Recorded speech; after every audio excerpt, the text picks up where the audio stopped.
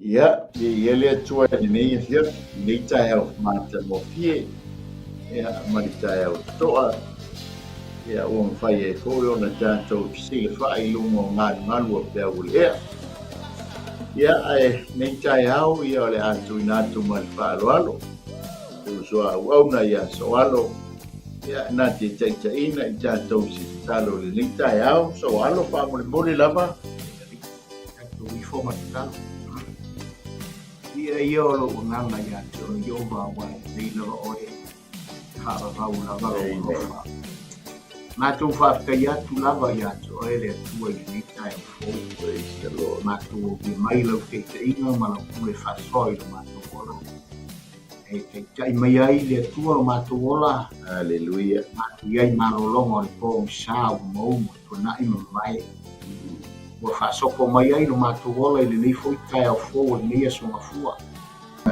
no foi vai aso ile matu savarino fai nei after tele yo vale tua siri esse lo le malo mai sali lo foi matu to ala ile nei tai au haleluya matuola e tau mati diete matu te lino langa lo i lo ao matuola after tele le tua di ia lo suafa lo matu tua le tamale alo male nana paia nei tai au i foi nei poka la mai na masani atu ila o fio ana le mai fa mai ana paia tau tolu ina pe ai matu poka la matu sau ni nei bayaso mate nei aso al bayaso matu sabaringa mai au nanga ia fio mai anga paia e te amata mea e te faia onga e te fa loia i matu mamoli loto tangata uma oe moa oe whaano longo i lo whiringalo. I ka pena i pia lo mato wola. Mātou te leiloa le soifua i atai ao mai anua. Mātou te leilo lava. Ka pena masaungia i ani tangata i teime te wala au mai. So mai teimi wa tupoina i te fio mai sui i la luka. Amuia tanga lei lau whao unga i lunga i lau o au nao. Le polo kalama me fatum tuina la o una ya mai kureta anga le lei de poto maria mai famani ya tia ina lu fai anga le fo ya ma u ma ta pe nei na le po kalama le fa pe la wana lu upu ma manga le nei tau ma lu ta ao ke na mai na u anga le mai moli lo nga pa ia tau na fa leoina nei ona ai mo moli nga pa ai lo to sama tau ma kalau leo ngawal au nei ngawen fai ia tu mau lava fa tau wa au ia lunga ia matu lu swapa yeso amen ia lo praise haleluya pa tu di mai le fa anga sa mo so alo uso polo kina ngalo ia yesu ya shalom ia le tua ya mata tu lava le upulava le fai salamo ngai fa man waktu ile tua ya yova foi me kasi wana me alofa haleluya e nase nganga le tai ao au lava ina ma fea ko ilo pata wa le fai ma fonga le fai a manei ya ko sunga le tai ya lana ko toa ya o lo tai ia foi le nei au nanga o le emperor for Christ e fa leo tuai se nganga fa feiloa i fa tu lima ya to e Samoa manatu lea o te moi fa poia le atila ma tu lo na south ai ane le tau pale i ta ya ele ma fai no o samatala a fai moi mate o i tulanga mate leo o pe mate o fo i tulanga o malu mo i Samoa ya ele vai al fala oto tawia ma fa pe atu le nei tau fai mo pia ia tatu tala ma upu ma te fa fai lo in fa talo fa le swaf fa pe pelo tatu li o ke su haleluya lo fai lo ia tu le ile sila mai mo ale atu no al tatu atu no ya mai se foi o se ile nanga ya ile nei tau fa fai lo in fa tatu ya lo mai i so se ta o le langi e maua mai ai le nei foi au na tai au e tau ne po kala mo le mata o whalengang tau la Yes, yes. peila du whawhenga lu whalenga i le neita au fo ia te oe le tangata o le atua le tangata whato tua whawhero i atu i au whainga reno pa i o whioi o le tala le lei o tama whasau le langi ia moutou whalitua e maise o le pa i o e kare se pia ia o lo whapeo na kua i nei whamoemoenga manei maua la i ingo le atua o Siria uma e hawa i ni whaia nei au nanga o ringa alawa a o sea nganga ina ia manu malo ina a wale langi male ola e whaababau e atu i lau whainga runga pa ia le atua mo tō whainga i le aso i ranapi la tō tā penata profie ia a wale la o ai pa ia le atua malana upu fola a o se whalau le leima se areto na pena ina a wā aso sā na taimi e nga i ele upu le atua a wale le whangaina la mamoe a pelo ai whakaro wha malore sa iri malore o na malore utua le foi i le sila mai mo maia so se tasi o mau mai le nei a unanga ia mate whawhiro ai whātaro whātu a mai se po yo mo a unanga ese e pe ia langorang sua mai a le au whainga venga ia mai se foi le whainga venga o cheno ia male nei au unanga mate mo fi le sunga i lana au na por whaatonu ia mai pureta mai whaletua ia male au whainga venga malosi au kilani ia whawhiro ia tu malo lama le au na male tautua male loto li whina ngalo i so au tātou whenga i manan tala le leile le langi ia whaatalo whatfo i le ngal poi sunga ia hiu Taipele tua ia ana male au nanga na fo i tua le tātou au nanga male tātou ngalo mai ngalo vi ia le atua a whino ia tu i le sunga le au na le atua male whatua male i o le karesia malo le o sai malo fo i pale ia whawhino i fo i le ngalo fo i le au na ia hui mono lale i Brisbane ia i le ngalo lava whawhino ai whaatalo whatu ia le au whaingaro nei ia mais fo i o uso to whawhine i tono le lau mo nei i o sunga le whawhengainga ma le ngā fo i tua le ngā renga me le au nanga ia e le whangaroina tō vine o lo au una puna no tono ngā renga le tole lau ia e peo nei ai le sunga i le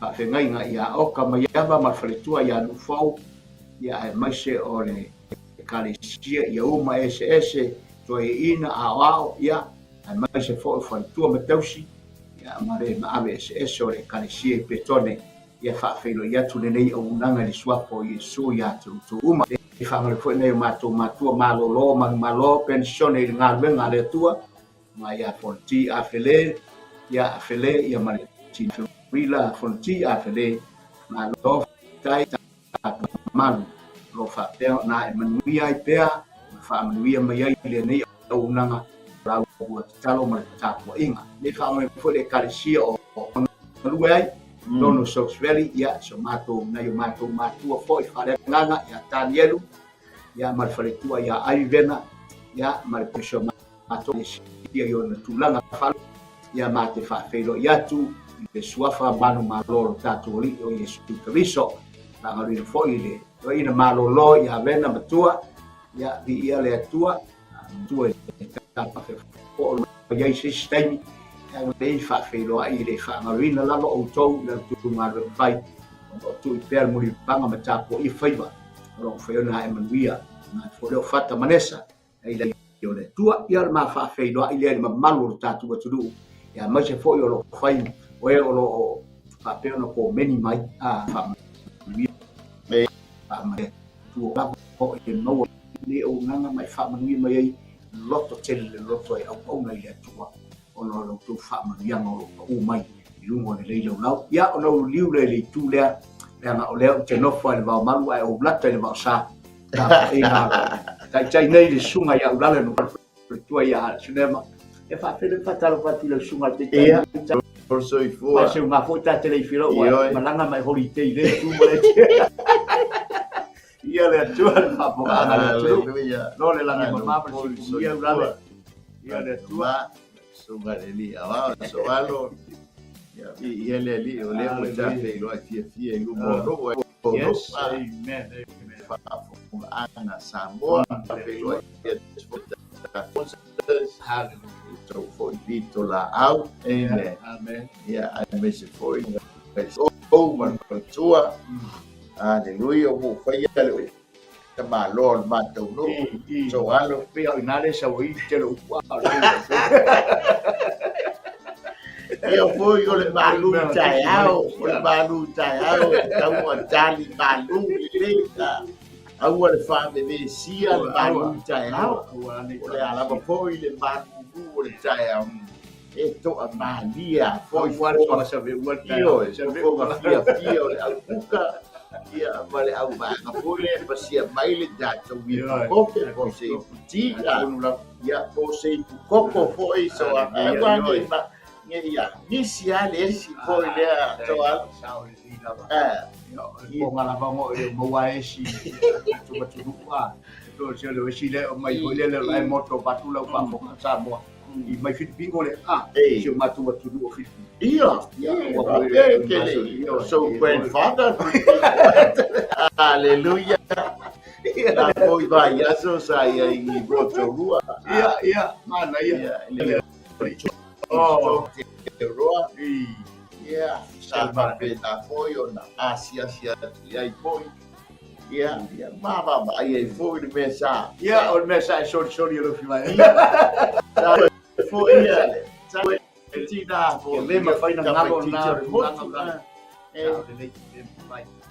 ia foi lá na ave ele vai le mamaula ya lo fanga ave tina asatina ia ele eu leu tato sei lo fia o ngan ya mulher aleluia amen so le suma ele fa ai ele si tato si eu lá na tele mo foi a bela eu se oi fe ave hai solo toma aleluia ia ele mana tu ele tá au mana tua la pe ngai nga amen au ma fatasi mal kuna to le iyo ya la po to a umatu le sta o ua ba na fa mana tu e foi le aso e pat atino motina ta to fe ngai nga sa os e mana tu foi so alo ele mo foi ona e o le langi pe ale e sa fe ngai yo e moni so na ele o se fe ngai nga se lotu ele o se fe ngai nga se ta wa inga ele se fe ngai nga se to lua ele se fe ngai nga foi se to ru po se to wa inga le ai ole e iai ale tangate tau ona tato wosi fe ngai nga ona fatu a e un palele le ola e fa no uma na tapena mai le la le o fe ngai nga a pela pe mi no fe ngai nga ai va te no yo lo voy a ya la na ke o pa kasi mala o to mai rumba amen aleluia e muli ya tia wele to bueno pole pe ya va tu mau fe a ko fa ba wa ai ya ote la ulo ya tu mau ai ala nga tato te fei loa i luma tai to ta sia ma tu mo le no fali ma tau dia fo ai nga le ta pena ya Yesu da to te fe ma ai ya mo la ai tonwa amen to te tai fo ai le ta ai la wala so ya na ye awala ta to te ma futai o e va na ai la fa ma ai lo to lua ta to si fe ngai ngale tau si fe ngai ngale ai le fa pe o le ata to ye ni la ngona pe fa mai ta la tus pa ia na o le fa mai ta la tus pa ia le li fo le o ai le to fitu au so le no o ma tu le si o fe la e a tu mai la le to tu kwa au sa tu na ne te le pula tu mai la le to ai la le to fitu le au so le to lua le manama mai Yesu le ai ta to wo le la le se fa ba aya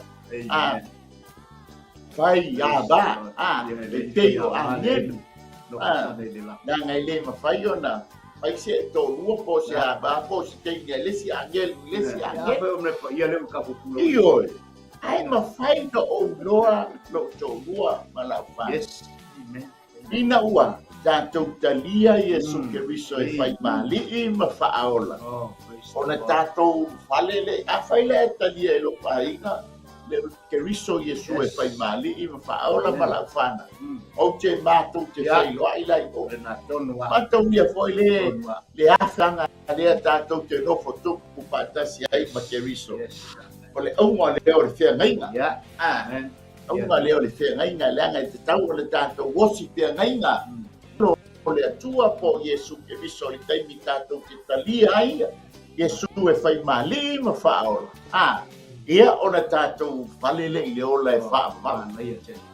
A whai fo la ua bangaia lungo le lao. Ai, alo, i le tū li tino. O le a lava le tauma. Le ai ua sahamia ma tāpena ina. E halo ma whanau. Tu talia ma le angana whaafitai. O le winga nā, o le whengainga lea.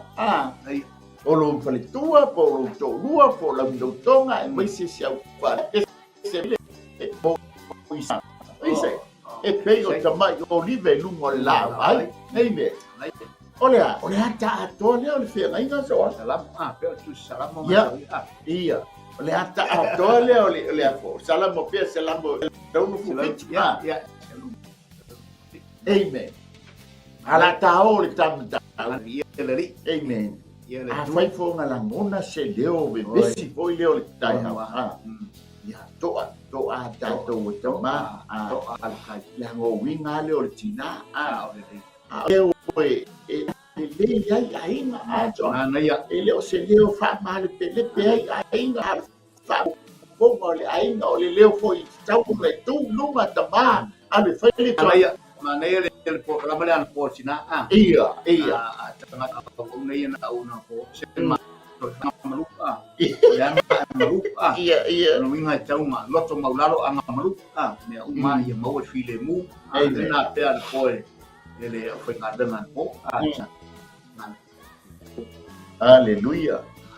Ia teilau na iai le tātou wa soa ia au ia po tātou malu tai au whaaleanga. Amen. O le la tātou o i tusi ale tambo ne ia. Ta upula e lima. Ia alon fumo o suma lima. Alo pe ele ro mo o mai ai la fa o mai la ila foi tau. Oi, se le ia le atu. Langa o le wa fa fo mai o. Fa man yanga fa ia tusi ia. E fa man le foi tau. Ia o e fa no. Fa man ia fo i le fa longo. La fa longo. Ia le fa man ia la fa longo la i la foi so. Ia la ban fai o mo o fai o poe Elima e fai mata tu fai tau. Ia ai fia fa nga ina le tu si atoa. Ia le atu sai tanto tempo. Ia fa ia sa mo le funa le utua mo tatu le tau. Sa tele lava le ala langa le nuu mala to ava i o la to uso sai. Sa iai o e u fa pe mai. O mātou atari i mo mātou a fine. Wa mātou to tele. O le mele wa mātou e seito. Ia mātou a ai. Ma ora ai. Sa iai fo inisi o e na fa pe mai. Wa tu fa tau e mātou o mātou whanua. Ma o mātou to vine. Mātou whane. E mau ai seito awa o le onge. Sa iai fo inisi o e na fai mai. Wa mātou ai tā lafu tupe whai mataulanga i tupu. Ua tu tau ai o mātou whanua ma o mātou tōwine. A ole nei, e tusa o mātou tino, ma tino o mātou uso. E tusa mātou whanau, ma lātou whanau, whaauta foi.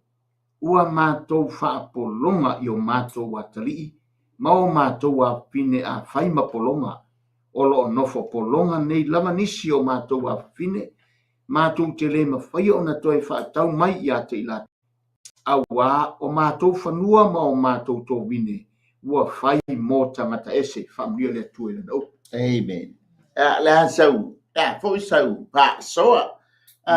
Ia langa ie foi lau whea ngai ngā so alo. Mali. Amen. Po whape i mai lau whea ngai ngā le nei bai tau. Langa le fi va fonga mai si o tu sa mala ko ya vai la fe ngai na por me o tu pau ya po sui le fe ngai na ya la malo iele tua mana tua le la Italia tu il sulla morte si de lo se dai ne po ole la lupe mo iele ni tai fa matala na ngale le o te o si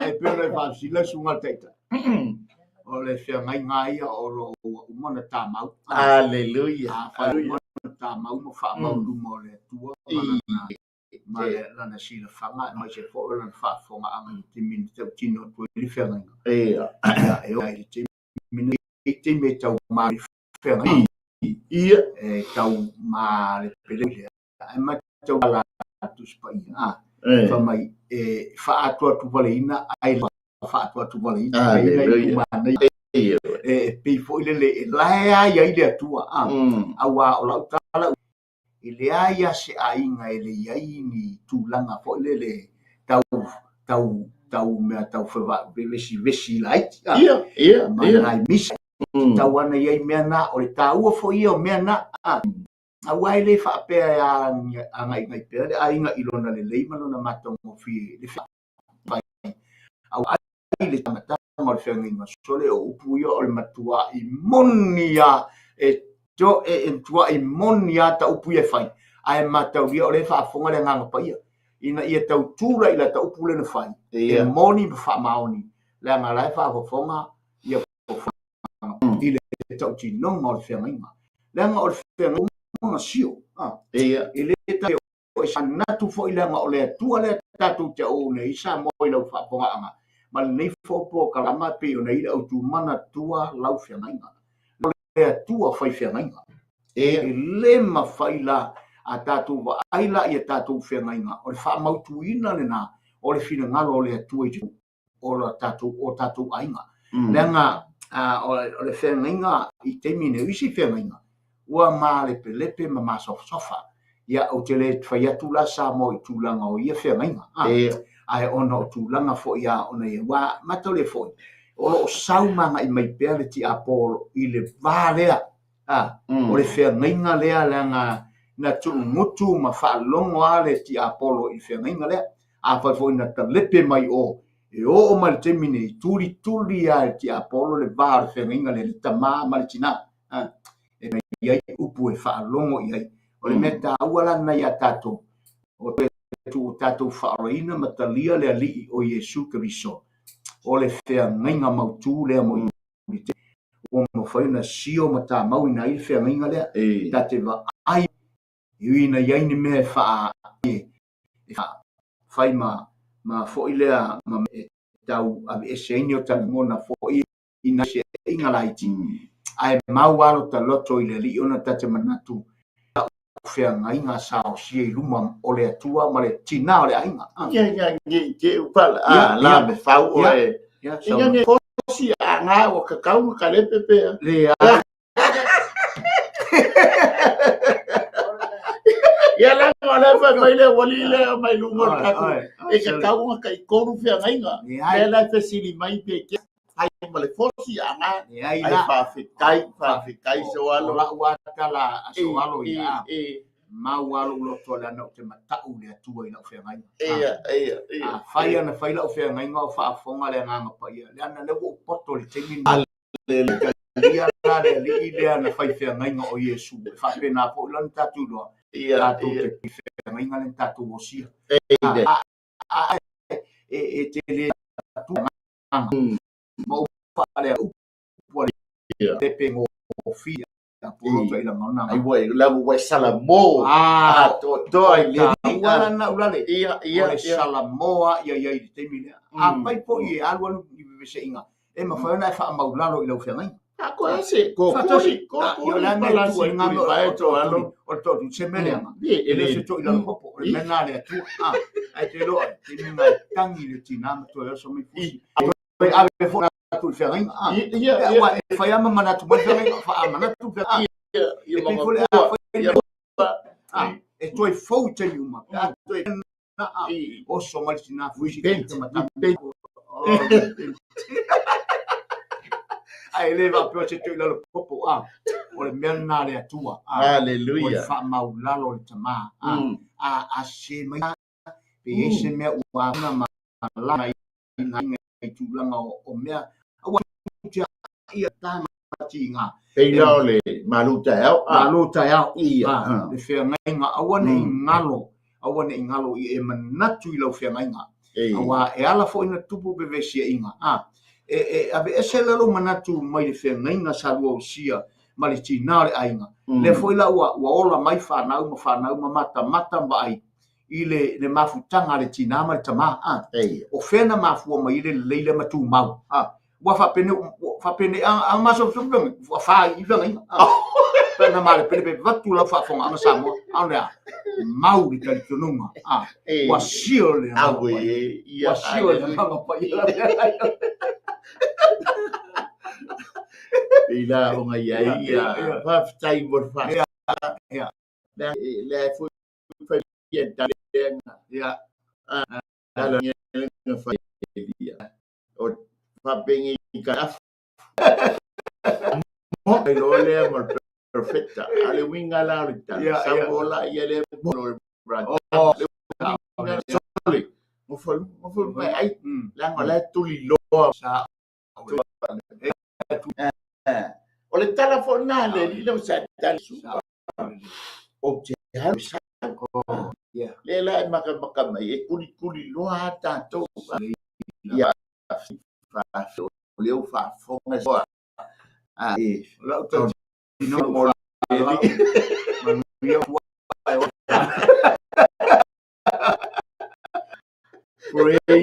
Papela foi lá lungo lá, ai tino so. Tangale na ino ai me sia fa na sa o le nino fo o le fia nei sa e fa pena fo lo le wa ta pena le Yesu le la ai le amen e ai le taimi tanto te feilo i ai mai ta futa pa ta sei amen ta vai pena le fo e tu sia lo ngol te mi le te talia Yesu ke vi sai fai mali i ma fa o la wa yai lo sua fa wa yai lo fo a lenga la e fa mai so e tuli lo mai o ina ia awane mawale ta ba no ta te o ai o ina wa pa pena mai ai ta e ai nei ia fa mana tu le nei ta mana tua la fia nei fo e fa fo mai le nei tai hau au malama mai le nei tai hau e fa no atu le tina o fa pe oso to lo mal feeling fa pe kalepe fe ngai an oi la le le ai o fa tua mal fa la lo kala mana tua la fia ngai dai fo i ma fa na amen e malepe lo le fea ngainga fa le tonu lo le fa na uso ma nei ia au la wale pe o ma nei ia ai tu si fa mata te tele tonu le portu mal si tu so se te mi ala ti nga o va ai o la mta o ma ta pola no ke pa lunga mana tu wala fea ngainga oka te fa pe mo te fa mo la lo mo ta to oh sorry Jesus Hallelujah. Praise the Lord. Tanto to manatu li tanto mata upu mamai ta watu le tanto tu sila wa yel mata upu lima ne bia. Talo fa ya ne ole nau lo na loto ina ia fa sol pa. Ai mai se leo se ngan wenga le titi ngai mane bia. Ale ua o mai ia tūlanga o le wala ngona le fa te tala mai sa tele le alanga o le nu ma la toa ba i o la to uso sa da amen ile tula i mai o le fe se inga le wa fe ngai mane mia so ai mai ta wantu ile taimina toi fo i ile ta feanga O le tila mo, whamei o le tila mo e 5 tolu ai le 5 tolu walu pea. Ai o le tele a whamaumaunga o le tila mo e 5 tolu wono na toi fo i ai le tāwhea. Na avea i lea lenga tai i le tamo selu pāpelu. Le si vaenga mua le no ato i loa whaile mātuman. Tau lia fo i la e sulu 5 le leite usanga o nofo ngā nuenga. O ngā le tele o lau whaala vela. Ai whaafitai ia Sakaria ma Hakaima malaki. O le lato ngā luenga whai sa lua. Ina ia whaauau, ia whaatau muina, ia whaauma ngā luenga. Ele ia la sesa tusi mai ia le 5 na tusi mai ia le 5. Ia selu pāpelu. Tau tua ngā whia ngainga ngā whai atu ia te oe e te whauna le ngā luenga. Ai mata foi. O le māneia ia. O le foi lea Sakaria na whaia ne ia selu pāpelu. E le eise si na te tuuina i lunga le maatuli manu le whale o oe. Mātou te le tuuina le maatuli manu le whale. Oe na tō whia na whea ngaina osi whea ngaina ma le atua ma tusi ma le tusi o le atua i ati o oe e te wha umaina le ngā nuenga. Amen. O oe foi e te toe tuua le maa i le maa i le nofoanga bo le maa tuli manu le whale. Amen. O le whea ngaina la lea. Ma vai atu lea la iai paru. Ai matau ia o ia lea na avea le vaenga mua. So, wata le teime o le atua, wata pena Yosua Sera, o i la ua la avea le vaenga lona lua. Na o foi leo le vaenga lona lua. Wata foi le teimi, e ai le wha umanga o le whanaunga iuta penia mina toi wha foi lona lau ele. E pena a sai le atua ia Jeremia. O le tala foi le forno ai le atua malona ai luma o le atua ina ua tangi le teini o Rasela. Le ta ua mai ele Jeremia ua tangi Rasela ona o siana whanau. E fa mai leo Iova ia Rasela. Rasela aua e te toi tangi. Le toi malingi o loi mata. Lea la ua malingi loi mata i o le nu.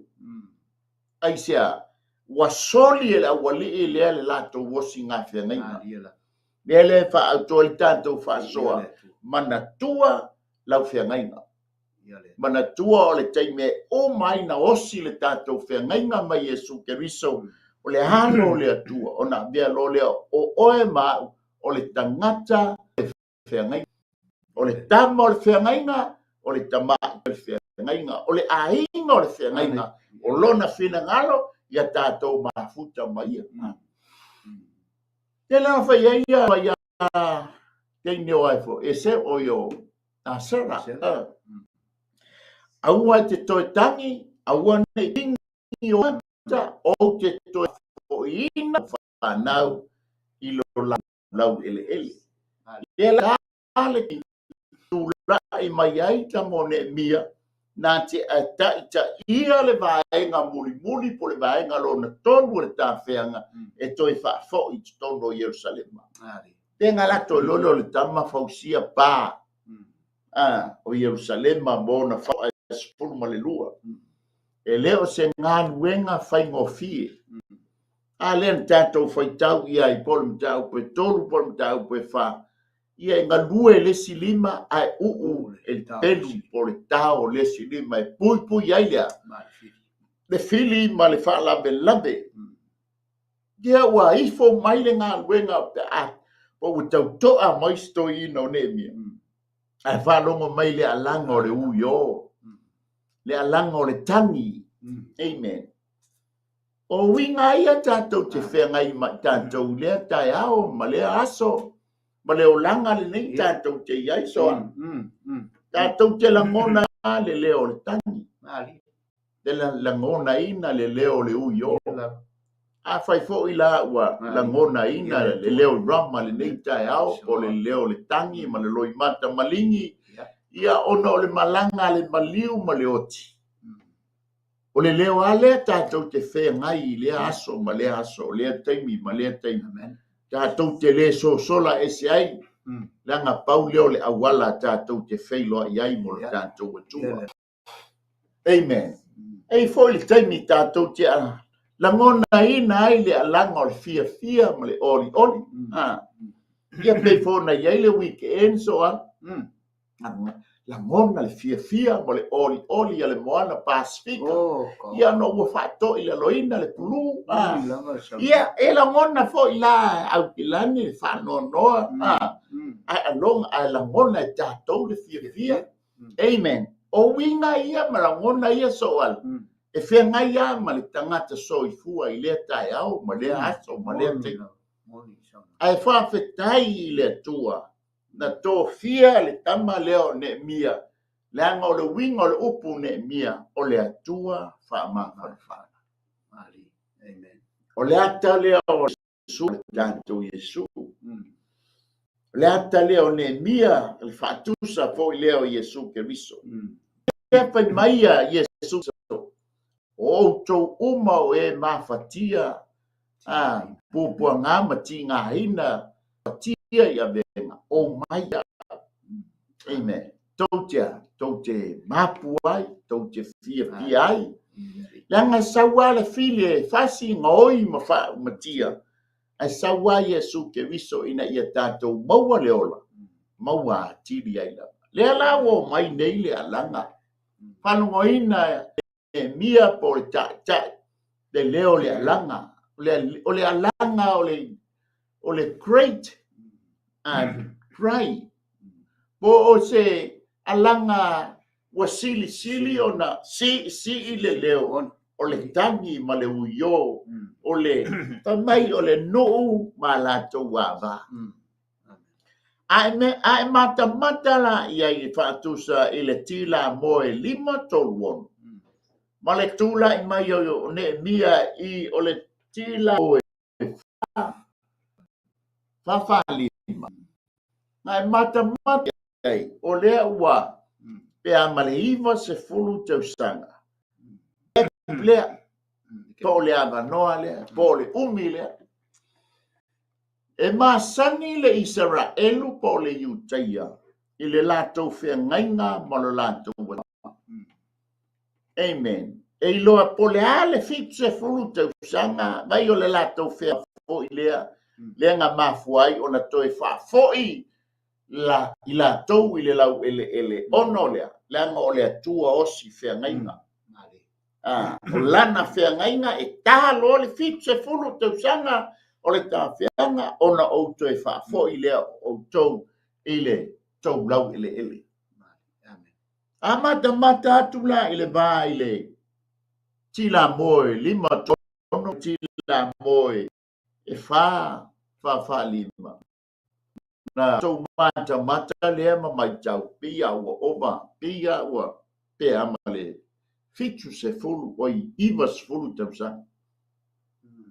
amen ni keplea a tu ula i le osi ngā whengai masani ai le Iutaia pe ona whātonuina mai e le atua ai le i o ese malona lau ele le fo toe whafoi i lona ele ata le 5 se fulu o tausanga o le tausanga le taua o le tausanga o le Iupeli tausanga o le Saʻolotoga o ai o whai mapolonga wa te tau Saʻoloto o ai o ai talafu wa te tau o na wha Saʻoloto e pei e whapena le vavai atu i le tangi le o tangi mai wa te tau o na Saʻoloto le tangata no fopolonga wa te tau o na whaatamau ainga le ata matiba amen wa te tau o na wha Saʻoloto le polonga o na wha Saʻoloto le tangata matiba a o le ai whai i so o ai le tai mai tai o Utah tai o le au whai tū la fono o tangata e no tupe. A whai la ua tā le taimi, a whai ua misi le 5 tausanga o le iupeli. A le a whai tō fit se 10 tausanga o le taimi o le saolotonga. Ka sauloto, o le taimi o le malo longa, o le lau ele le fit 10 tausanga zoa.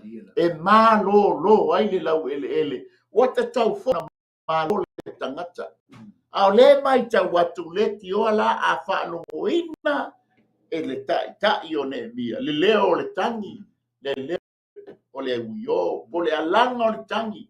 Ai sea, leo o ova manus fulu tausanga, por fits fulu tausanga, o le aile i nofo, sau loto le no. Eine, ia peisa o whausoa. Ia le tua, malo le whasoi lo sunga, lale.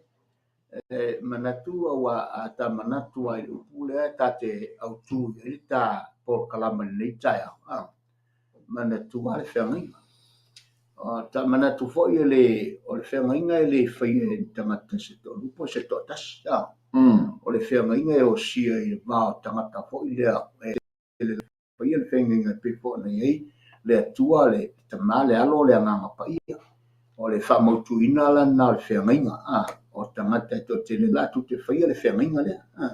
En whaina na whai se whengainga mautu, ia ma se whengainga e mausali le le ina ia tā mau i pēa le whengainga lea aune i toi tale peina. Tātou mana tu whaia ma whaftei whoi lo sunga le whaia aonga wa uma whoi na e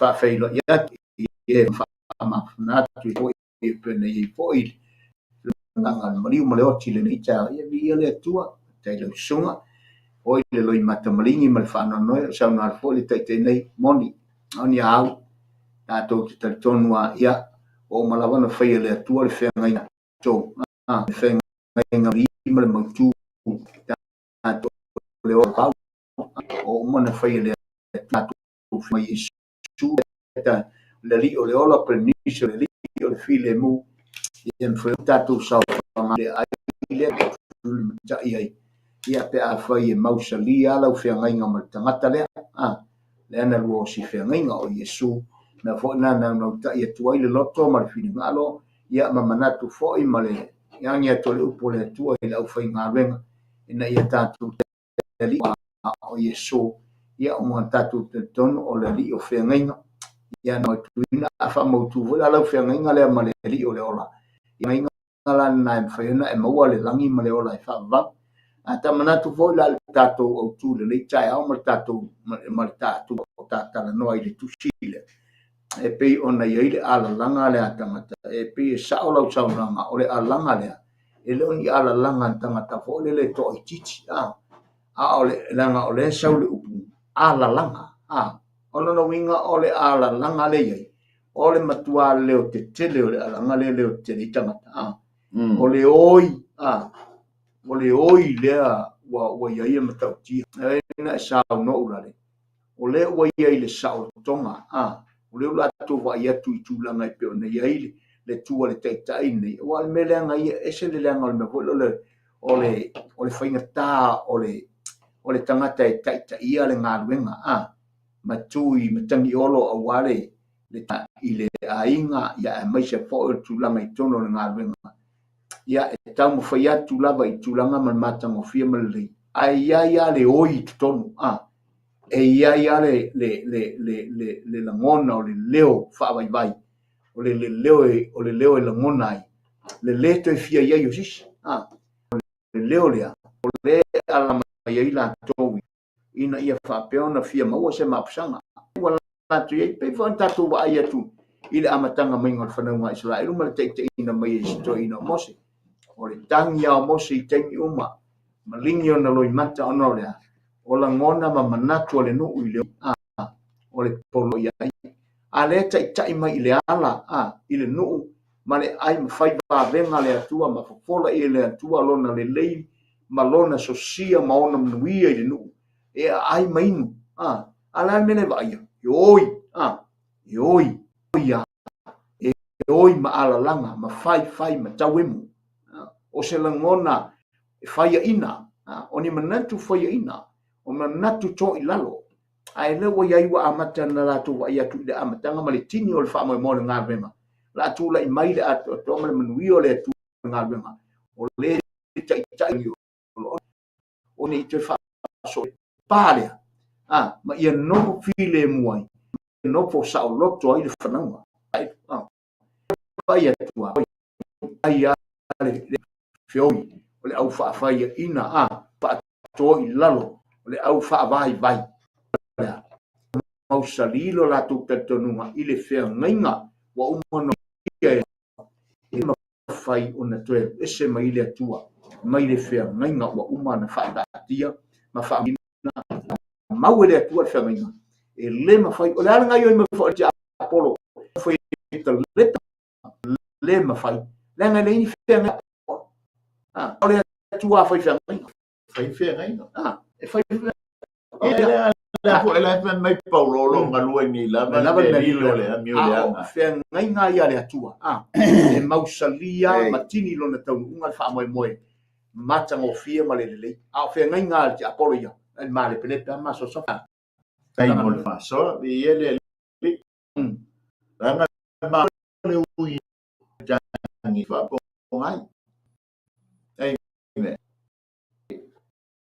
o tonga wa tau na fa sa loto o le tangata polonga wa tau na sa loto o le tangata ma wa sa loto men ai ma fu anga le o ina bia o le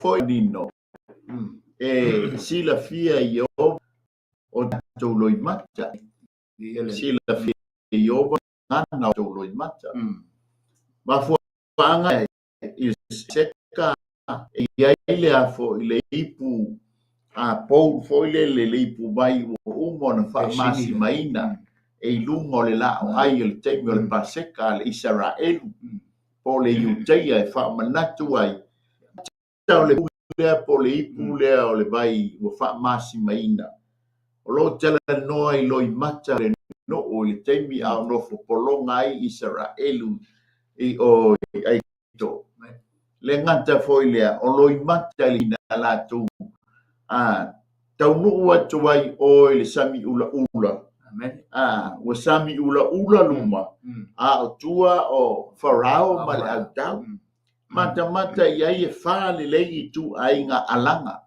nai alanga ina Israel ya Mose ya etali mai le tua Mose fa lo lima do to ai se vai luina le samilanga wa ala langa mai o le winga lana o le ipu le ai lungo le la ai le taimi o le paseka le yuteia e fa manatu ai loi mata malingi o le nuu oi ai mai se foi i le taimi ina wa o mai i sami ula o le winga foi le sila fia i le atua o tatou loi mata sila fia ma faita wina foi i le atua le ngangana o tatou loi mata o ia foi mai pe o le ata le o le tamia le anga o le winga o le upu ne mia ia o le atua fa ma farafana le la o tangi mai le no o le tangata le fa ande ia ile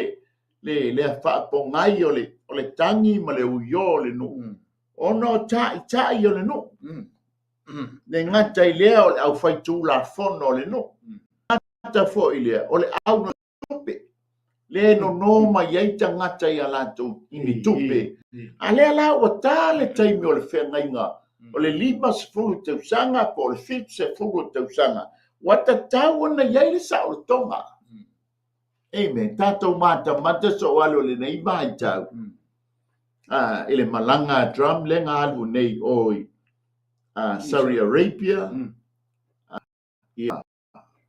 tata le sino tolu le nga le na ye o le fainga i se osinga fia ngai nga foia ina ia maua se file mui ia tunu i bino ale ipisa o ya Israel ale pe ia ui fata fatu le president amen ia mosi foi malato fia ngai bia tau business wanga tamalo al foi business e al wese la le tamalo ua fia pilionga de maua le malo Israel ona lea o talia o singa feagainga ma malo ia fa pena foi la le ala de vesi la ngol tamalo le fai business ele ngata le o singa feagainga ia maua le tofi le mua le laulang a ia maua foi le business e maua i tupe le malo Aleluia. Le ala ma vai atu. O le la mea i ta i o Utah o le au fai tūla fono le awali i tonu aia. Tauna mala malafa le le i tūlanga ngainga. Wa ta le 5 tausanga o le iui. O le tausanga o le whaolo tonga. O le wa ta le tausanga o le fulo tausanga.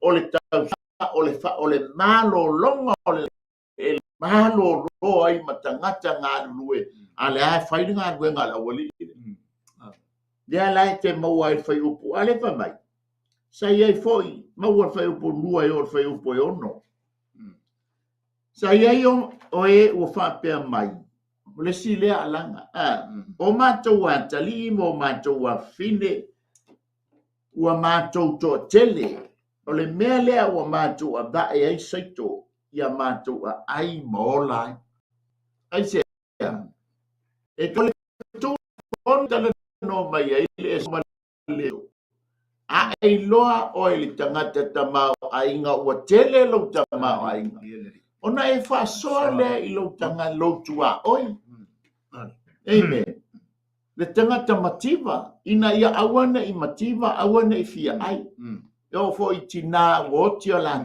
tane e o foi te maiti ua mātu oti e tatau ngā le tangata mativa o le tangata tamau ainga po le maua i le mativa. Ale ai baba ia, e lo se mingoi. Lona lua. Pa mai o mātou a talii o i lua. O le mea lea wa mātou a vae ai se tonu. Sa iai fo inisi o e na whapea mai. Lesi alanga lea. Ua tu whaataua i mātou o mātou whanua. Mo mātou tine, mo mātou whale. E maua ai saito. Awa le onge. Ua whaamo kesi e le wali ia whanua. A lea ua tāle teime o le lini. Le yupeli. E tatau na sa o loto le tangata. E tatau foi o na toe whaafete polonga.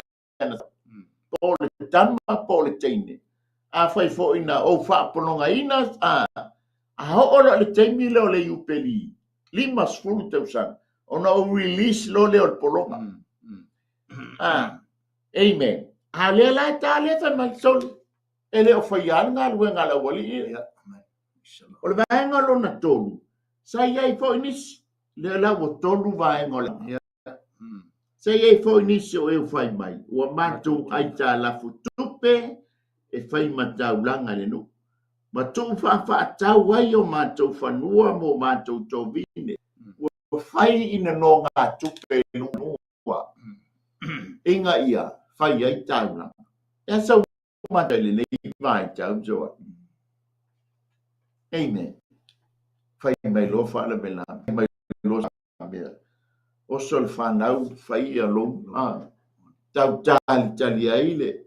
E mai mai o ai wai le taimi o le saolotonga amen wai le taimi o le whaasauloto wai le taimi e te tau ona mā lolo ai amen langa wa le vava yatu wa oba ma le wa fit se fulu tausanga ale a polonga amen pa mai leo le si vaenga a o le nei e tusa mātou tino ma tino o mātou uso kukusa le lei. O le uso, le uso. O le toto, le toto. E tusa mo whanau malato. E tusa mātou whanau malato whanau. Whauto.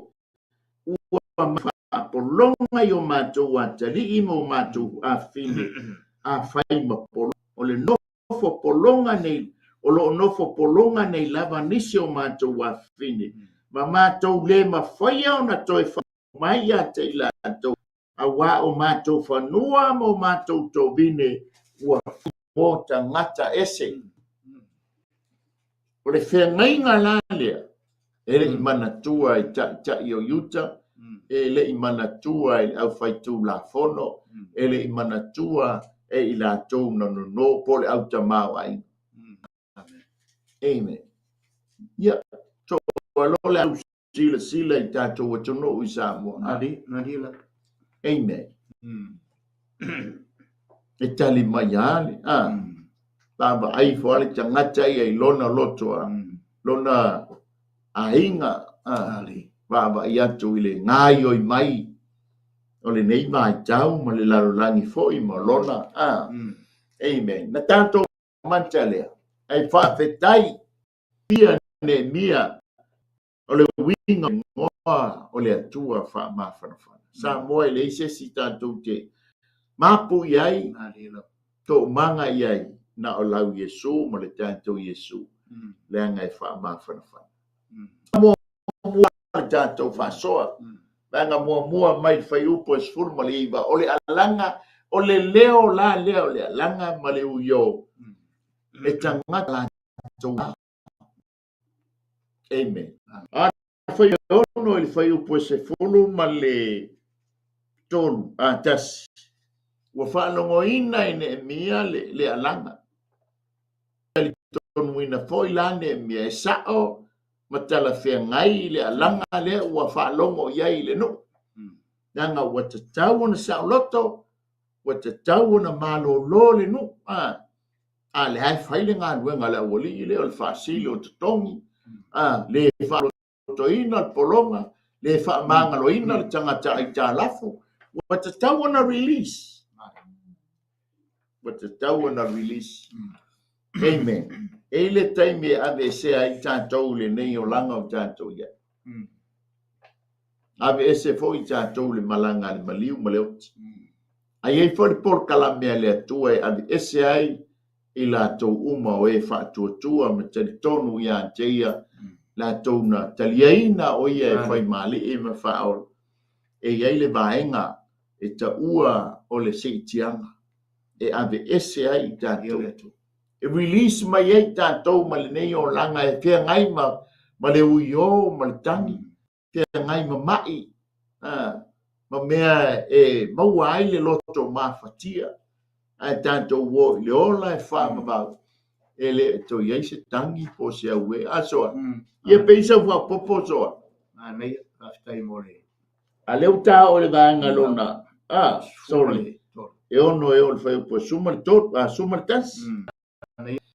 O le tate mata watu fo i tūlanga e pēne i fo i le tā tus whai tau. Lewa tā mai ana i le tūlanga o le tangi ma le tale. Taita. Fo i nei tangata ia e peo na e fo i le winga mānei o lona suafa. Tangata neo ne mia.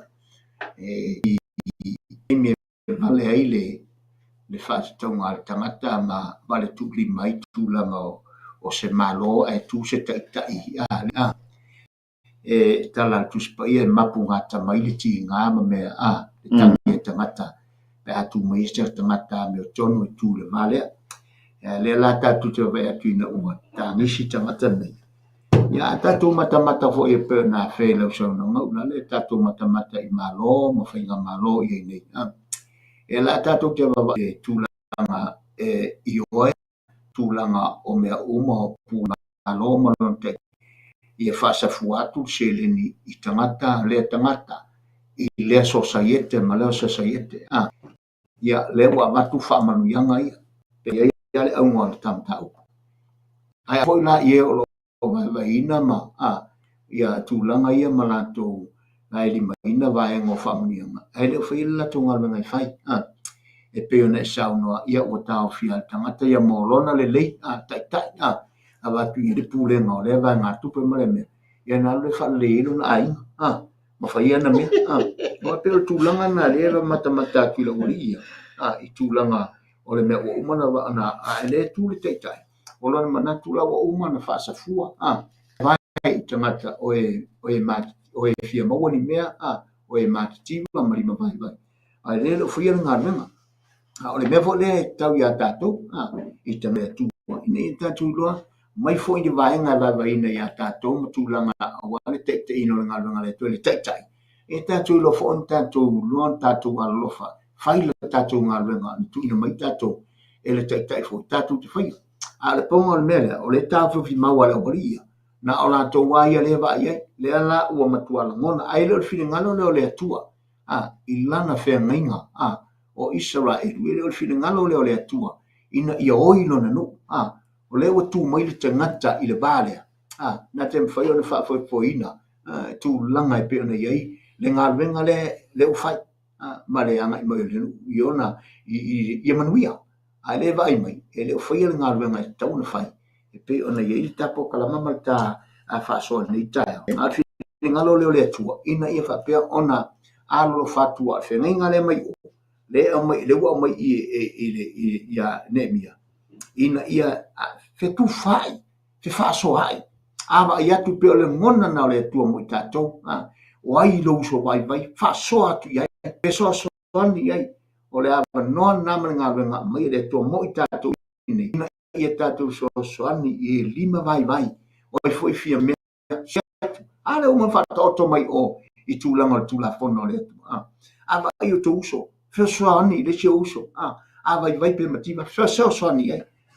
Tatu vai tu ile saunga ngal benga le o le fina ngalo foi lo le tu ina ia fa peona tu fe so ni ina ia tu saunga ia so ni le peona mana tua la fe ngainga o le mele ile fina ngalo mana tole no o le fe ngainga a ta le lima se fulu te usanga o le yupeli. O ai le tangata o awhai o le tausanga lea e release ai le polonga i sauloto. Ai fo sesi no ai tā lafo i a tia. E tatau le ua tā le taimi le o le whengainga. E tatau ona o whamalo i le tā le nofo ai tā lafo tia. Le le baba ai ato Nehemia ua tatau ona release po ua tatau ona auloto po ila le fo o mai a fai fo i ua ngalo le fulu tausanga o le i o le saulotonga po le whaasau le fo i to tonu le tausanga e fitse fulu tatau ona malo lo e tatau na malo lo ua tauna what tau lo polonga mai lona no polonga o ile tangata wa o lai no fo e fo ia ele sauloto what tau na faso no ai talafo what tau na malo longa winga what tau na fuli tanga kauma o le mapo angale le fa mai lone mia ona o matuai ia ina ua o fa longo atu ile la langa Bale ona ti ngā lola i le langa o le mai tau ma fai tau ia Nehemia wata e tau la le langa onga wata fasa loto me leva mai lea ona o fili fo ai lea i lo ele ital te malo ai no fa no enga fa so enga lana fili tūlanga uma onga lea ma le uyo lea wo mai pata tia lo lea ma mai tau le tamalo e sa ona wo tau no o le wo le bona tau no o le time release pe fa sa loto ai le no fonga no fo ai tala amen ya le ma kwa su pe le to vine wa tamalo no lang ta ale asu e atu pela wana maile ono fili foi le loto ma o fina wata li ma o fatu ya te ata le watu le ba le no ma le wali ile nei o le pulubanga le tula mai o Nehemia o le ata foi le o Yesu Keriso o ia o le tato pulubanga i le tātou wā male atua. E whautua i le tātou e tātua mana tua lo wa fine le mana tua lo atali amen e tu la le ato le tuo Yesu o io le tanto banga malitama ina ia lo fa mai ya to le tato ke tangi tato te uyo mafatia tato te puanga tato te polonga amen o le ata le o le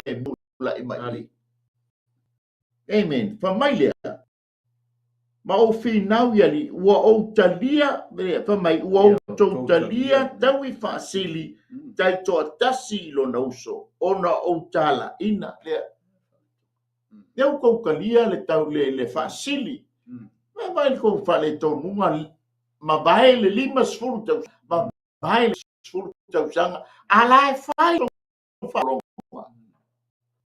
le o fifa ya Roma ave vesi amen fatinga ina tato pe atato le manatua le tato pulwanga e fisosoani ma fana leanga oe ma o le tangata o le whengainga e tua Yesu ke viso yate oe mai ma o tanga o le ngainga a tua o ia o le tua osi whengainga ma mai leo fai upule e se fulu ona o tala ina leo le whaapotopotonga tele ona o ilatou ona o fai atu lea ia te ilatou ua whaatawina mai o mātou uso sa ke malo ya ngainga nai o inga whaatawina na promise ua ia o whaina pe a tāle fetse sanga o te toe whaina no o tangati lo la tau lau o le ata lea tāle fetse fulu tau sanga i le bālea e ta tauana toe whaasau le no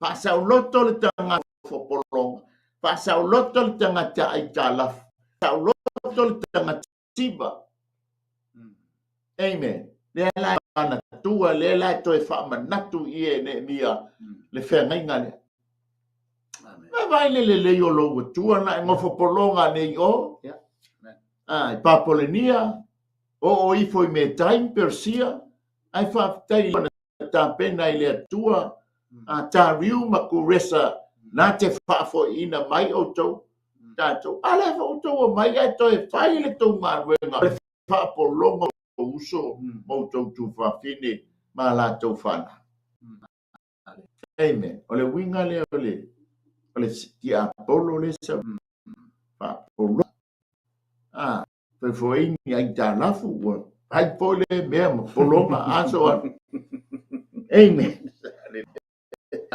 ona o watu ai le ma o matua faita wina mai i to usa ta le ona ai atu le ia te ilato ua matou fata wina mai o tato uso saita sa fata wina atu inu ese e tusa ma mea na ia te matou a o matou tau a o matou te fata wina atu e o to e fata wina mai e o ilato ia te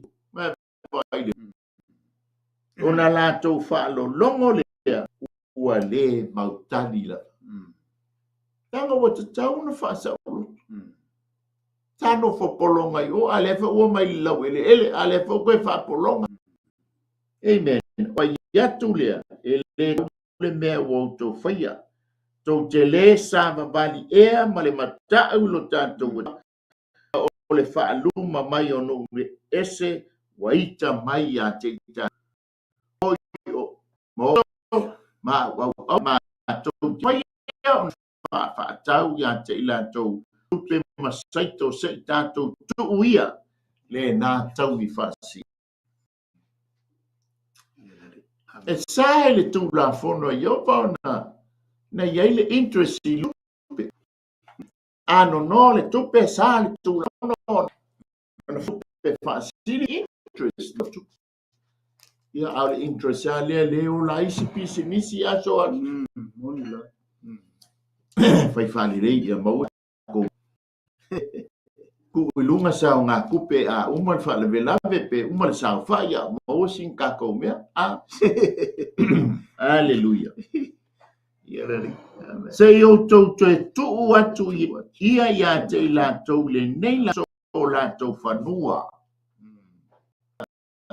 ni e to e fa fo ia i fanua ma la o la to olive to fale ma tasi le supe ma le saito wai ma le uu wo to fai fa tau ia te la to ai se langa lewa tale le ni mas fulu te sanga por fit fulu te sanga o le taimi o le salo tonga amen ale ai le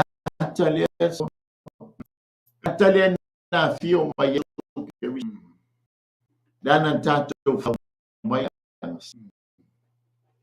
sala atamu na fai samata soifua al mafu anga leana pai foi Yesu i lona tama fai se tino mo se watu e fai lo fina ngana nga ngol tangata o fia nga fai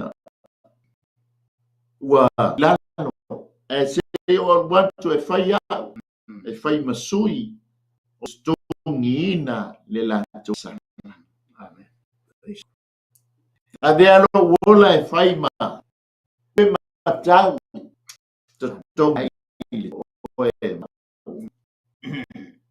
o ta ua na sa tau al mafu anga le na fio mai Yesu ke ele sausi ta yo ni lotu ta yo ni tapua inga ta yo ni tanunga ana soifua e o lo wali ia o Yesu ke riso o le atua au to nyola ima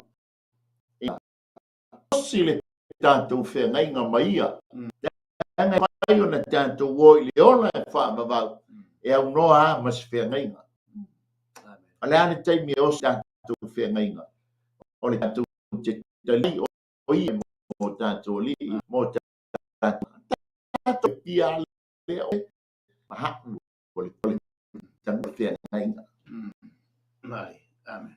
e se fa so Ma nei a telele, vai ngale wata o i a mana tu fo i le o i su e fa tau le tau mo fi mo fo nei ki tongi tau me uma o i na ola i talafu ia o i fo i na ola i me fa si ia o mana to e pe uma Yesu o le mana o ngole tu ia fa sa ro to ata to ai fo i te mini tatu o umana na fa sa o to tatu o tatu ato e fa polonga tatu e te fia polonga ele fere ave al mau fo o mena polonga ala o sa o to o umana fa ta o Yesu o Yesu ngai le ta o tata li ai le li o le fere li na te tongi ina la o i talafu pe ku ta ile ya se sina te e to manga i o tatu tinga ma tatu fio tatu tangi e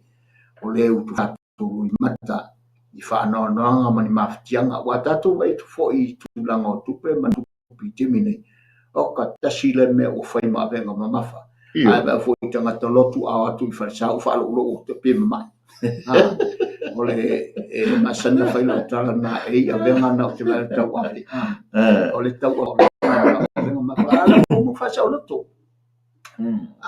ala mo fa sa lo to Yesu wa sa lo to tatou le tau lang o ala ta fa no wa ai ta la fu me fa foi no o fa no wa me tanga to ma ia me tanga ta a ve fo me fa tu pu ma i ma foi o tatou ma fo la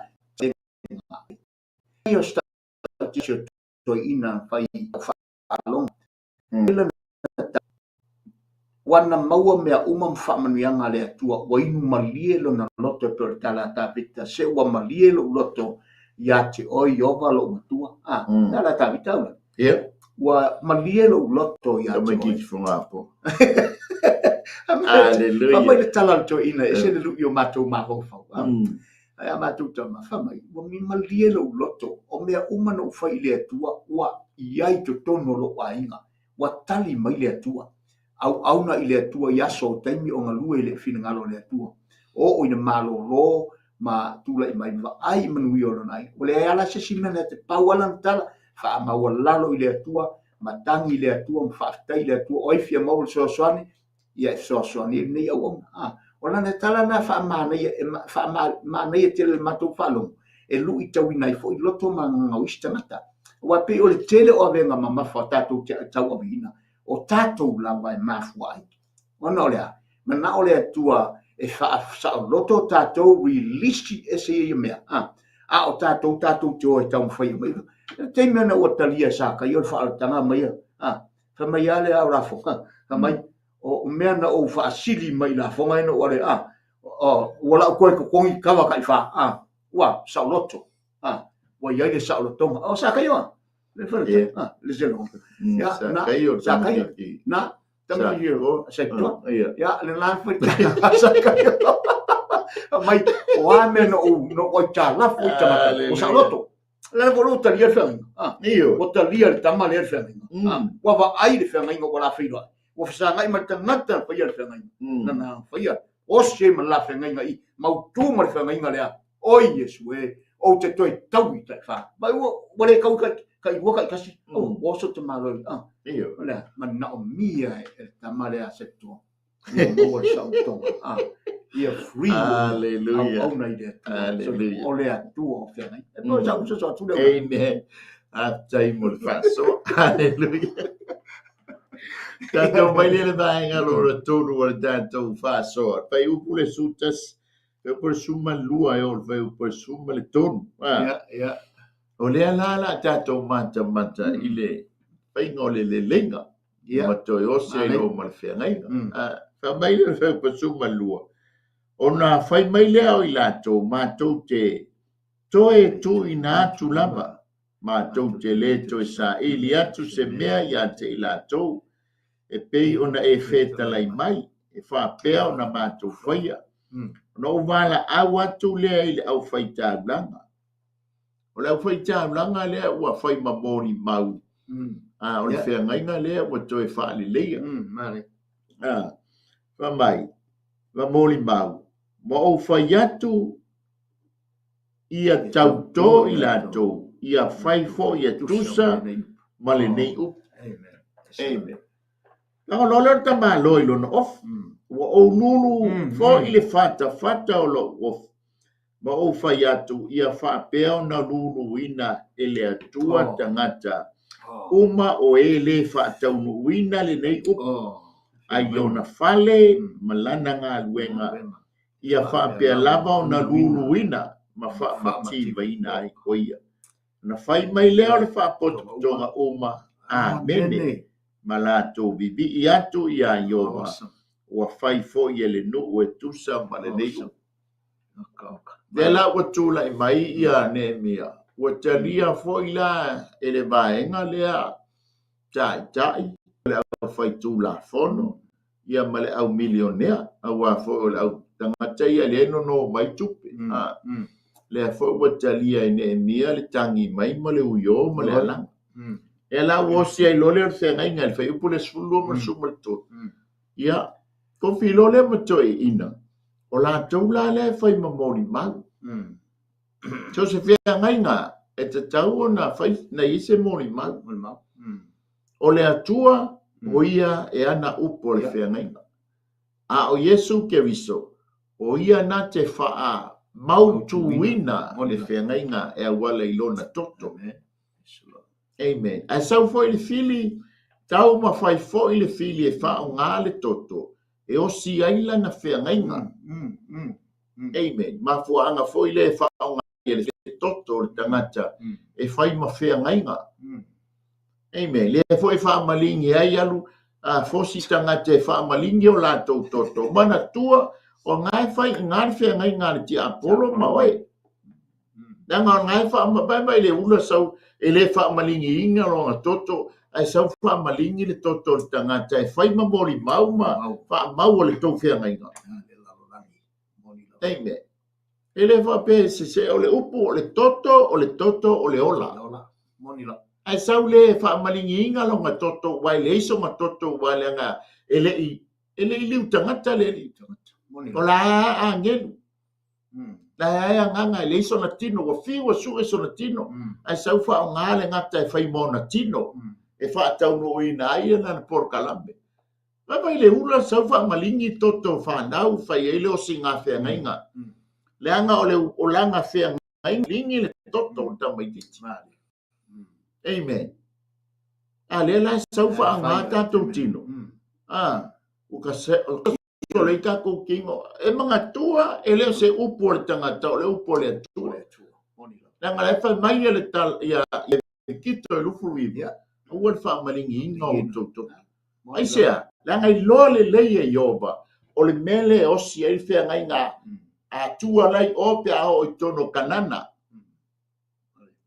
O kanana a o si le whea ngai ngā a satani ma tangata ma tua wha pau pau, they use the blood. Ai mana tua lele, o le toto Yesu, ngā makua wha abali ina ai le tātou whea ngai ngā. Ala lei. Amen. Whamai lea. Malo lea le tamalolo no ofu.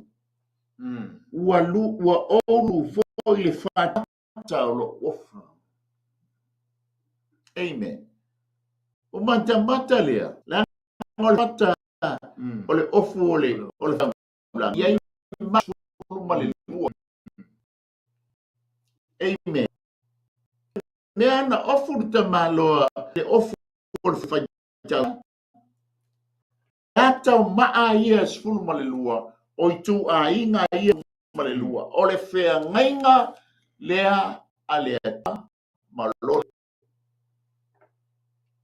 Amen.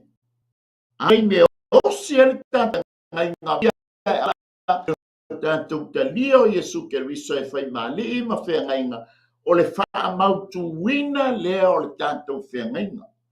A o le nganga pa ia, o le sio ta roli o whailonga.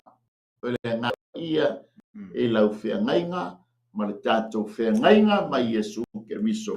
O ngā kia lo leo o le upo o le whiangainga. Ua atoa le whiangainga. Le laiva mai. Ai tangata e solia le whiangainga leo e osi. E ne ma le no. Pa mai lea. Ia whaapea na lulu wina. Ele atua tangata o e le taunu. Le nei upu. Ai lona fale malana ngā nguenga. Amen. E whaapea fo, whaapea lava na lulu wina, ma wha mativa ina o ia. O na whai mai leo le wha potopotonga uma. Amen. Yes, we agree. Lia fo ia ala inga ata. Ai ale talita. Ya we. Ya ngai le stala ma o tala tu so ia fa tonu wina ai Yesu le to skulu lua ma le to fixe fulu no e tala I fina ngalo. Amen. E fai ma moli ma. Ilea ilona fa masno. Amen. Ne kewa o akul fa masno nga fa pe mai al dangat. Ai, ke le fa longo ai se fa o le tanga. Se isu e fa le aso le nga ulu fa le atu ai au na le atua. Amen. Ya alenga ngana mai le ele fa mai o pa.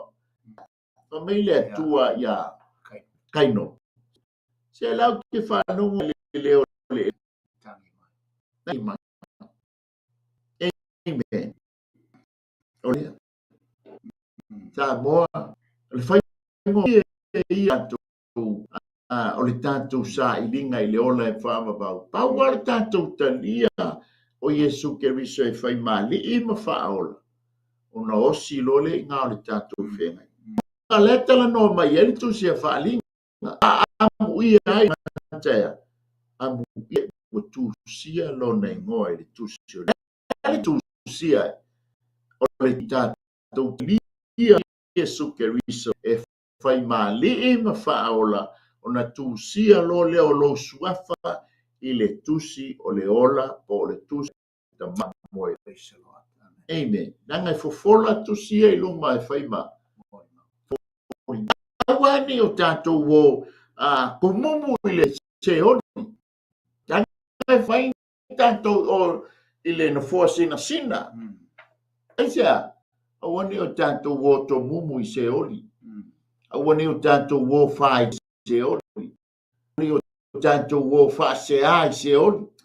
Aia tātou wo ua mauti noa. Ua finang ua e loa le lei sa ola. Ki wana i toi ine tu mai. Fai ani nei malena. A fuia. Oi mai o pe ale. A pela ai. Tamangale. Tamale nali o la salo sa nofo ai se o pai stoa. Au noa ma so ua lofa. Amen. O le whātua, o le whāmoe, ma le alofa. O le sili o nā mea uma, o le alofa. Le la wasi i le whengainga le whai upo le spurua ma le suma le tō. E upule ma le wha, e o le whai upo le suma le iwa. Nga fo i leo le tātou wha, mana tua ai lau whengainga.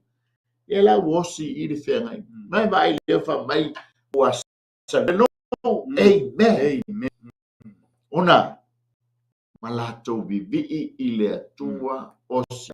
Amen. Praise the Lord. Amen. E mana tua oe o le tangata o le whengainga. Amen.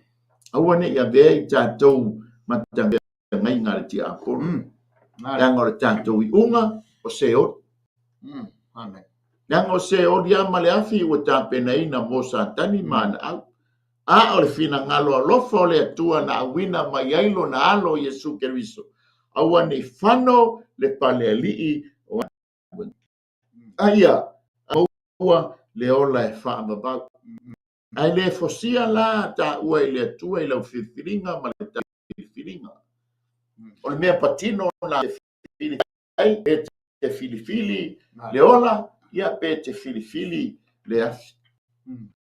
Amen. Langa i tātou te tutu malama i luma o le atua i lana whaamisnonga. I tātou te tali i mea tātou whaiola pele lei, pele ani. O se whea manu i le tahua tele i ate oe ma, mai ma ua. Le osi o se tātou whea e ma whai ai o ne tātou i le ola e whaamau. Sa moa, o le taimi e osi tō whengai, o le taimi tātou te talia ai Iesu Keriso e ali, mau whao, ma mātou whao. Le whaamanga lo ina ai a tātou. Nā te le toi mana. Amen. E se whaasala ia, o ia Keriso. O le ai mali i le anganga. E ke sa mali lola i le tino. Longa wingala e iaila le whaasala. Tātou mali e le aila whaasala i o ia Keriso. Pa maila le whai upo suma le wha. Pisa whasoa soal. Ai tā tele i otu le banga lea muli.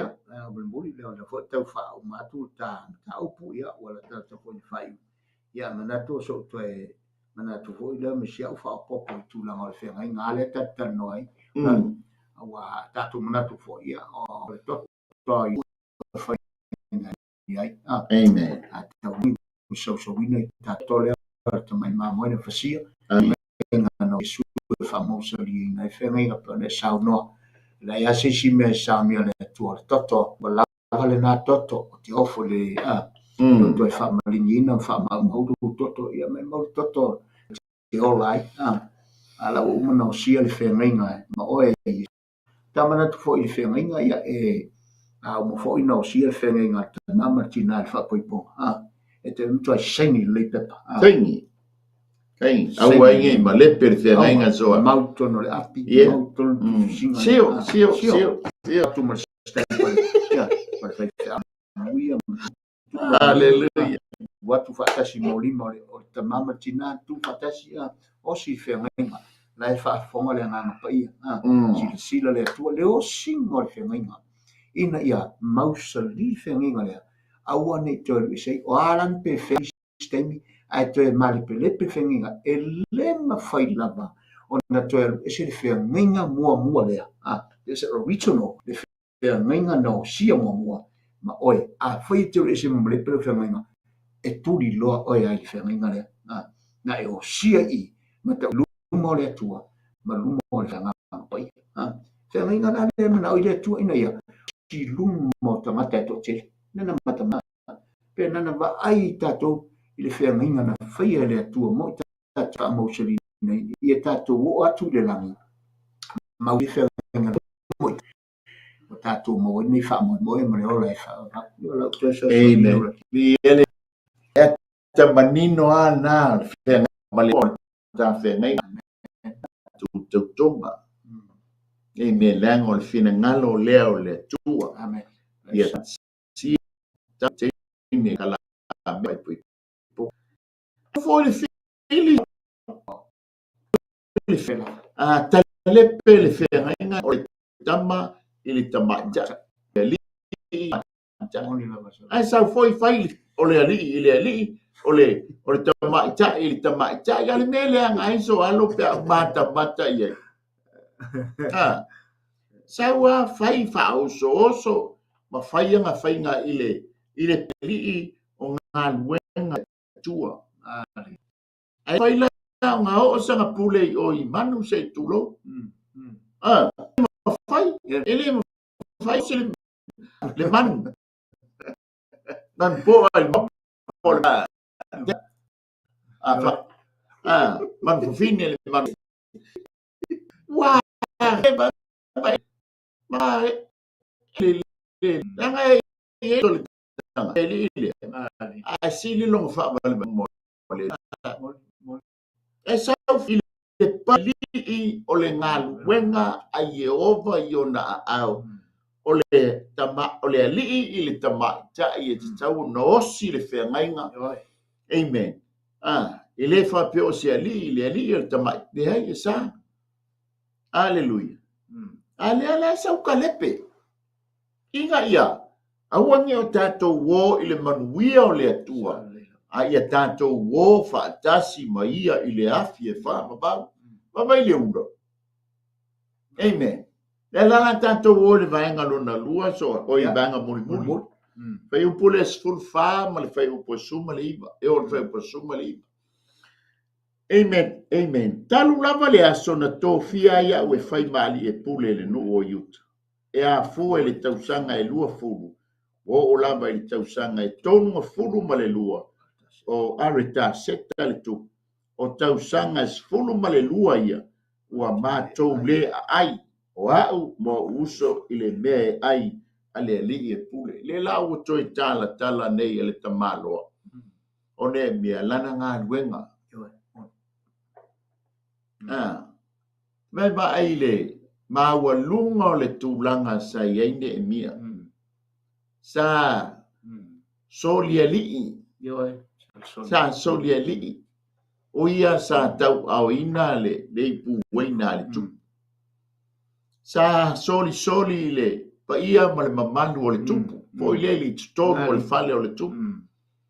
Amen. Ana tu ua ai ne mia le pa ia ma le mamalu lea ma le sitanga sa iai. Ai saua e toi fo i mai. Le la ua tala i ne mia lona tu langa sa iai. Amen. Sau fo i faila na ngā luenga. Ele i manao i se tutongi soa. Amen. Aleluia. Te loe fa pena uma lau Yesu ma le tanto Yesu le alo le atua soifua. O ia o le atua, sa ilona pa ia, sa ilona mamalu. Aina tangi a ilona tamai, na sa ili mai ilona tamai le langi, sa ili mai le lalolangi, sa ili laloifo le lalolangi. Ele ia sesi na si ilona lima. Amen. Paftai o ili tamo mefi amina. taimi fo ile ana ua lipiola ia usa sa ili le tavita po ai o le a tu ia le atola aua le atua toina foi le o ai si le lima o le toina whapea mai ia ia tia ia ena manuia ia amen le huahalo pia le ngole le manuia le toina manuia ai le toina malana whanau le tolu masina amen o le winga o le tala o le sa ili se tasi e whaia le fina ngalo to manga i le tupu ta pena umalai Yehova e tau sa ili se i whaia se taulanga ona ua pa ule tangata ua malepe le whea ngainga sa o sia le amatanga ia antama amen ai ua silinga tali seu sa ilinga soa ana toi tali ale alo le tua pe ona fai mai el tu se petel amen faia se tino moa o te alu atu e faia lona finanga o le ata manino le te fai tau i fai upa sulfa e o le fai upa suma le iba le ua tala i lona nuu ia matangata o lana vaenga le ngā luenga asto ino ne mia ai ona o le winga o lona ingoa o le atua wha mawhana whana ma nei a fo i le tula i mai o le ati soa mata atu i taita i e tōtonu e pe e wha mua le tupe o le tupe lea o wha polonga i nai le na mafu ai le tangi ma le uio e tula i mai le taita i lo e o na wha foe amen mai na fili i lo na loto le mea e te tau o na whai Hallelujah.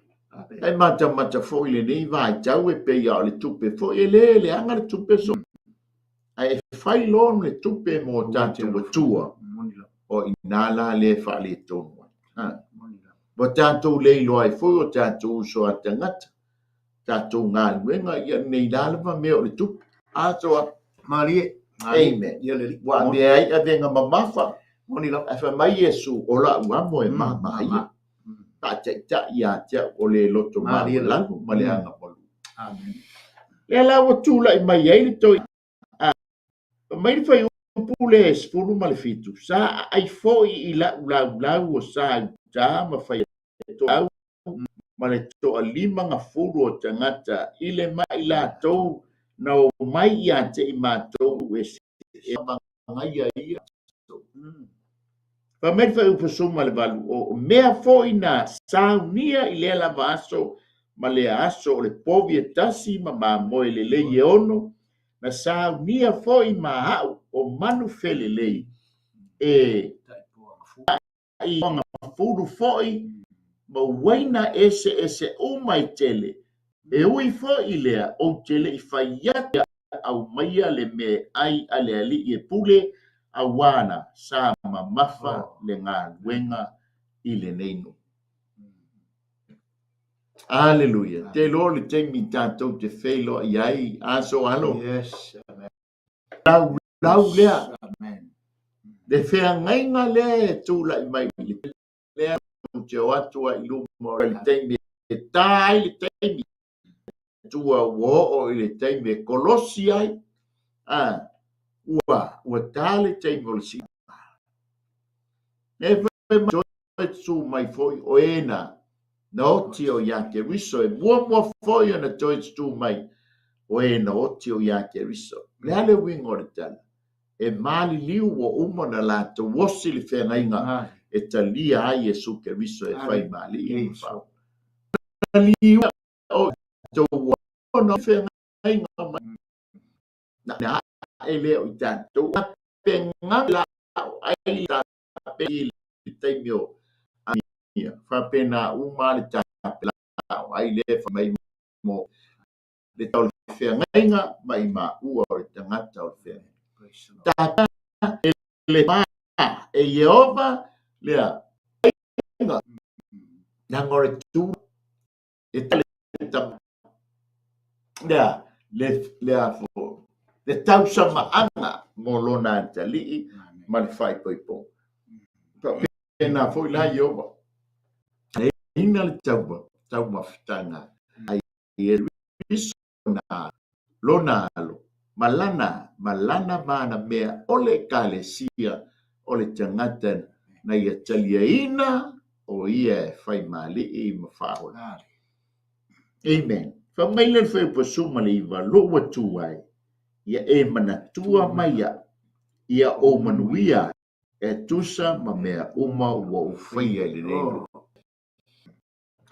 tua oe le atua a foi le fai mai ai le au ke ie ma le fa ma o lo fale mai ai le fia o lo a vo fenga le manatua mai wali o atu Isaia ya Ezekia ya it's time sa fai sa fa ma ba so ai tangi de tamalo maliliu ile afo ile wo polpa tangi ile atua ngama tua le atua ya saya ko elwie a veces furu lima tausanga e ola ile e au mana tua le atua lana fea ngainga malona no a ta le fitu se fulu tausanga e toe fa fo sia lo no o tangati lona lau ele amen tua lele fa pena fo ila oi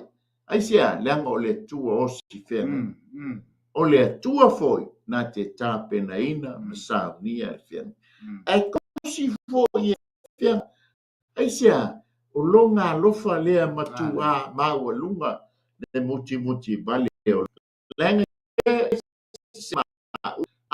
o le mana onga ta te lo fa pese ile atua ina manga lo ja to ya fu foi le le ja ma to ta foi tu ja ta au na po ia amen le lo tu wai ia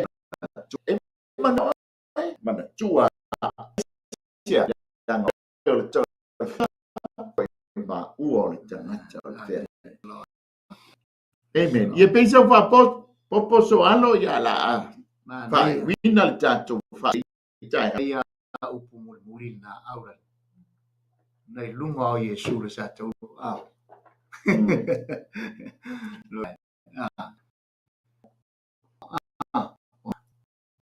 na mani su fita ye lo le tam o le mena o faia o sa ia o manatu mai ina ia manuia tato amen o le fia ma fo ila le loto le o le nei au na pole nei toa na tu le va le lu o malie ma inu malie le nu saoi sa mafatia matinga ia ai o le o inu malie le te inga le te se te matau amen le mana mia le tu i tono nu ma tio anga I kalesia malo o se tangata mi tono se tangata matau o se tangata e osi le lila fe mainga ma le tua e fa longo I me fe mai le tua e fai o le man nei na le na mapunga ta mai le o le oi maleti nga tangata o le tunu po to tono le ai ma nei se ta mai te I ma nei fa pese ai amen hallelujah ile tua la na ai e fe sili le tua e no ile tua yo na manatu e fe sili ile tua uma lona fai o alu e se ia mai awa oto mai se tatianga fa pelo le lan tala pelo po Yesu it is done watanu fai e mo ya lo te se so tu le Iene li ha stai mol fa soa ha stai fo mol tufa tu sai ma le tato fa soa le leita e au ia sa mo le tato malu tai au le fa le ngana amen ai fo se upo ua la vale o le tau tamali ia tu sa mala fa fo ma tu che ma tua tu ina ai pe lava o le mana onga o le porkalame aua ni o tatou fano a ia tatou maua le ola e whaama. Se malama i le taua na fio mai elo le alo le atua soifua Iesu Keriso. Ina ia awane i whano oe, awane i whano i mātou. Maliu tānu mia, toi tu lai mai manu malo na i le oti. Le whiri lea, le whiri lea o le tangata soifua o le oti. Fa maia ia le apostolo, o le oti o lo manuia lea. E sia, le ngai le mwhai ona tātou sao i le tātou whiangai ma tātou whaafsangai ma tātou lulu lima mo le tātou tamā ma Iesu Keriso ma le nganga pa ia ma ai tino a iai o tātou mata nei amen i lo tātou atua sili sili o le tātou o esia ma le nei lalolangi e ala i malanga ma liu malati atu e foi se fa ma fananga amen a le mea taua ta pena tātou te o le sitia aso a moa ia o le tātou fa soale nei tai au mo le atu ai nganga fa te tele ai le ainga o Keriso ainga o le fa tua pa anga amen lunga o penga te fa ilangi fa tai lau komeni fa i lau so ni mai ma lau te a futa mai le leita o fatto mai la via olio no io tu foi e a fine io ma futa mai le leita o ma se foi sunga i fa fianga ia wa lava le nga tu pi au ina ia ai loa ma fa ai loa le fina ngalo le tua amen ina ia awani o tato ia mo la fa va amen fa ia fo si fa fia ngai ngala so ai down o ta ia so ma mai ia fia mo se ta ge ala ya manusia ia amen fa take for ile tua le ia ma lo so ia le pena ile faina ia ua ia le tātou o le nu savali ai e lo tātou li mo le tātou faola le lau ele anai ese fo yo la bona ese fo le experience e la mona ina amen tu no wina e fo tau de ia vele ngana fo le so au tātou leo yo la fa tātou o Israel hei tau fina ngana ai a fate for you so au so mai ati eu Williams ia i ta penaina ole tau no le tau sanga so amen malanga ya au ya mai se fo le malanga ya bema ma tau fa te tele lama nganga pa ia so upu pe na ma tau fa so kuma na ia nga lue ngata tu ina tuale lue mana lilo o nga ya ete ngalue ina ki ngalo maloto la to foi ele o se fili ton de ai o Yesu Keriso e fai mali i mafaola o ta tu wosi ngafe nei e o la vai de ola e fa mangalo i ma ai familia i lo watu no tu mau ya tu o ele vi o Yesu mene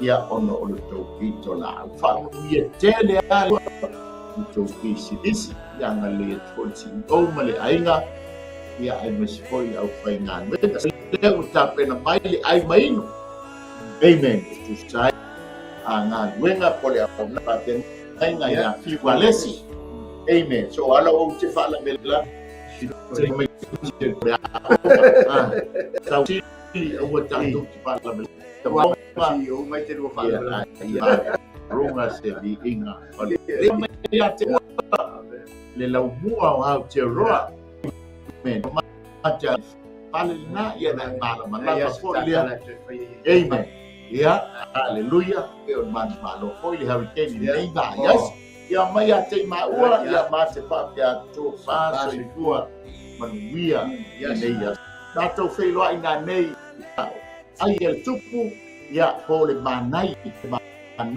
wenga, ta uma ia, fiu au au ia, ki mai leo lau la au lungo le maunga olive, maunga hermoni, ia, po le maunga Sinai, ia, ale a tau tua mai ei le sunga le lio, le o sona ia, mai o unga mawhiti, ia, o le tau mai titi mai le mota.